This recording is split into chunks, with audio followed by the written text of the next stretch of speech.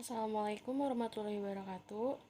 Di video ini, saya ingin menjelaskan tentang kondisi Indonesia di era new normal saat ini, beserta upaya pemerintah, berita-berita tentang new normal, berita-berita tentang keadaan ekonomi selama masa pandemi ini, serta tanggapan atau komentar netizen di media sosial.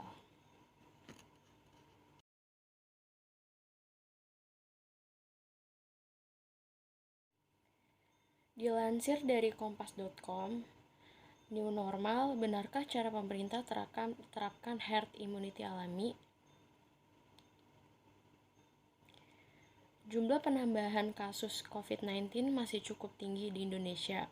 Beberapa hari terakhir rata-rata penambahan sebanyak 1.000 kasus, hingga per 16 Juni 2020 total lebih dari 40.000 orang terinfeksi. Di sisi lain, pemerintah menerapkan kenormalan baru atau new normal, mengembalikan aktivitas masyarakat guna menggerakkan perekonomian yang sempat tersendat. Kini pemerintah baik di tingkat pusat maupun daerah mulai mencabut dan melonggarkan aturan pembatasan sosial berskala besar atau PSBB. Wiku mengatakan, kondisi herd immunity ini akan terjadi jika ada penularan aktif di masyarakat. Sementara pada saat ini pemerintah berupaya memutus rantai penularan dengan penerapan protokol kesehatan COVID-19. Ia mengatakan akan sulit untuk menerapkan herd immunity alami ini di Indonesia, mengingat jumlah penduduknya yang banyak sehingga akan memakan waktu puluhan tahun. Jadi jangan ditabrakan new normal dengan herd immunity. Pahami ilmunya, kondisinya, dan diri kita, kata Wiku yang juga guru besar FKM Universitas Indonesia dalam webinar Gerakan Alumni.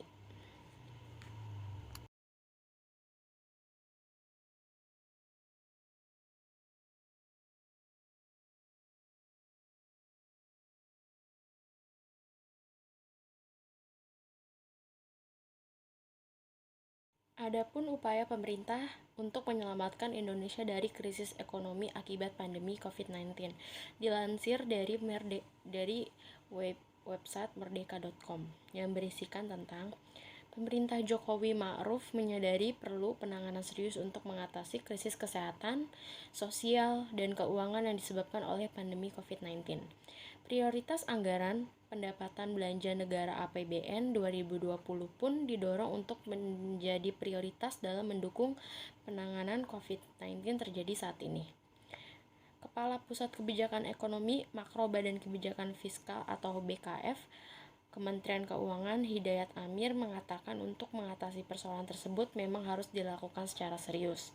Sebab wabah ini telah mengganggu seluruh sektor baik kesehatan, kondisi sosial ekonomi, dan dunia usaha. Dia menjelaskan ada beberapa langkah-langkah sudah dilakukan pemerintah untuk memperkecil dampak pada ketiga sektor tersebut.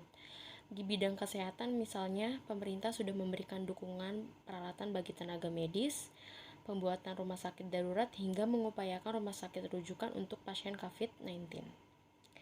Kita juga tidak menginginkan gangguan sosial ekonomi itu beranjak kepada dunia usaha akan sektor keuangan, maka pemerintah menyediakan bantalan-bantalan termasuk yang sekarang lagi difinalkan disebut dengan Program Pemulihan Ekonomi Nasional atau Program PEN.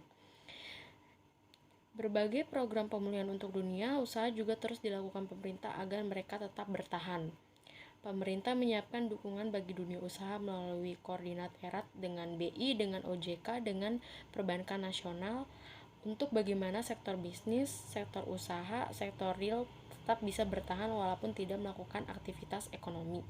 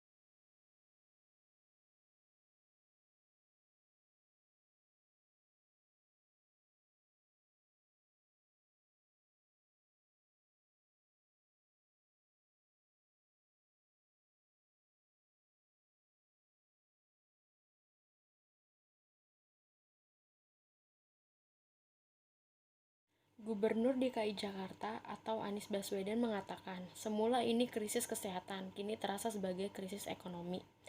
Gubernur DKI Jakarta Anies Baswedan menyampaikan dampak ekonomi dari wabah virus corona atau COVID-19 mulai terasa di pemerintahannya. Padahal saat ini Jakarta sudah menunjukkan tanda-tanda wabah melandai dengan berbagai upaya termasuk pembatasan kegiatan secara bersama-sama di semua bidang. Semula ini adalah krisis kesehatan umum, kini sudah mulai terasa sebagai krisis ekonomi. Katanya seperti dilansir dari Antara Sabtu, tanggal 30 bulan 5. Kegiatan keagamaan terhenti, kegiatan sosial terhenti, kegiatan budaya terhenti, dan tentu saja kegiatan perekonomian juga terhenti. Pasar terganggu, perdagangan terganggu, perindustrian terganggu, kegiatan perekonomian informal juga banyak yang terhenti, tambahnya. Mantan Menteri Pendidikan dan Kebudayaan itu menjabarkan pendapatan pajak Jakarta turun dari Rp 50,17 triliun menjadi Rp 22,5 triliun, tinggal 45%. Anggaran Jakarta turun dari Rp 87,9 triliun menjadi Rp 47,2 triliun atau tinggal 53%.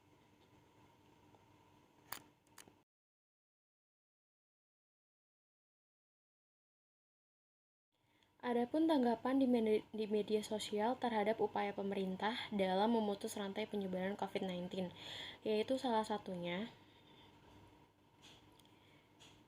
dari akun Instagram bernama Nusantara_terbaik yang berkomentar, Pak Jokowi, kalau negara masih mau selamat, tolong ubah nama negara ini menjadi Nusantara. Hanya nama negaranya saja Pak, bukan ideologi atau dasar negara yang diubah. Bukan juga luas wilayahnya, murni nama negaranya saja. Nama Indonesia berharani 8 sama dengan Harani Uni Soviet yang akhirnya terpecah belah. Tolong dengarkan apa yang sudah disampaikan Pak Arkan di Kick Andi dan berbagai stasiun TV yang bisa di-search di YouTube. Tanda-tanda perpecahan bangsa semakin dekat dan nyata. Pada tahun 2020 sampai 2023 akan terjadi perpecahan hebat di negara ini jika tetap menggunakan nama negara yang sama. Aceh dan Papua akan lepas duluan dan pada akhirnya akan memberikan efek domino pada provinsi yang lain.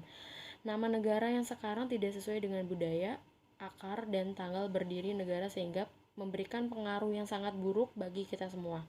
Terima kasih Pak Presiden Jokowi.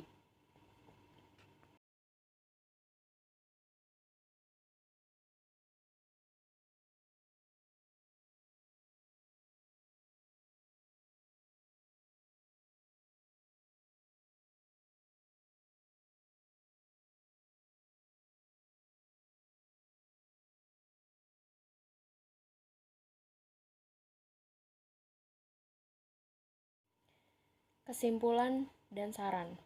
Memasuki pelonggaran pembatasan sosial pada Juni, banyak kebiasaan baru yang harus diadaptasi untuk tetap menekan penyebaran virus corona. Mulai dari selalu memakai masker, membiasakan diri, cuci tangan, dan menjaga jarak saat berinteraksi dengan orang lain. Beberapa dengan itu, New Normal, New Spirit menyonggong 3 inisiatif untuk tetap produktif di tengah pandemi dengan protokol kesehatan yang ketat. Pertama, membiasakan diri untuk hidup sehat. Kedua, inisiatif untuk terus kreatif dan berinovasi agar aktivitas tidak terhenti dan tetap produktif. Dan terakhir adalah inisiatif untuk terus berbagi. Jadi, 3 spirit untuk menjaga kesehatan, inovasi, dan berbagi. Bagaimana kita sebagai bangsa mempunyai kesadaran untuk menolong orang yang memerlukan pertolongan. Karena itu, kita harus melakukan inisiatif ini atau 3 spirit tersebut. Nah, selanjutnya ada beberapa hal yang perlu diterapkan selama berada di kantor, transportasi umum, pasar atau pusat perbelanjaan dan restoran, serta perlu memperhatikan kebiasaan di rumah usai berpergian dari luar.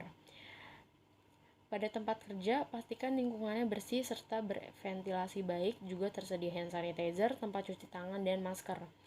Edukasi tanda dan gejala serta higienitas respirasi juga perlu diberikan perusahaan kepada seluruh pekerja. Seiring dengan itu, tentu pegawai diwajibkan memakai masker, menjaga jarak minimal 1 meter, mengurangi menyentuh peralatan bersama, dan rajin mencuci tangan. Jika sakit, bekerja dari rumah dan segera ke fasilitas kesehatan bila gejala memberat. Pada kendaraan umum, selain mengenakan masker dan menjaga jarak, perlu juga menghindari menyentuh pegangan bus atau kereta, tidak menggunakan ponsel, dan menjauh dari orang yang batuk atau bersin.